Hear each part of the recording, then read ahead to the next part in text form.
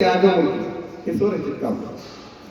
तू न आपला तू तर सबला या जगताची निर्माती, तव अंगीच्या सामर्थ्याने सकल विश्व संतोष विसी. तनुजा म्हणून जन्मा येऊन नात्यांच्या बंधनात राहून प्रेम द्यावया सकला शिकून कार्य मग्न तू सदैव.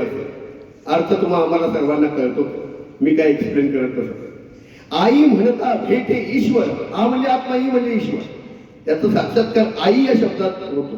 आई म्हणता भेटे ईश्वर, आत्मसाक्षात्काराची प्रचिती येत असते. स्त्री आपल्यासोबत कोणकोणत्या रूपात असते त्याचं थोडक्यात वर्णन केलंय. सखी प्रियसी भगिन्यांकांता या नात्याच्या सहवासातून जीवन सुंदर होत असे.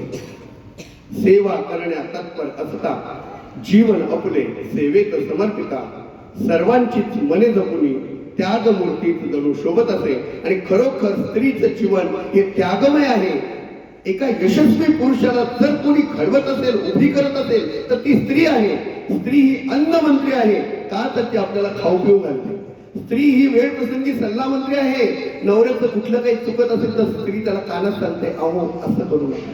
तसं पतीचं चुकलं, कधी कधी नवऱ्याकडून ती पैसे आगाऊ घेते, पण तेच पैसे नवऱ्याची परिस्थिती खालावलेली असेल तर ती त्या पैशातून नवऱ्याला धीर देते की आहे माझ्याकडे पैसे. वेळ प्रसंगी आपले दागिने देऊन आपला संसार फुलवते.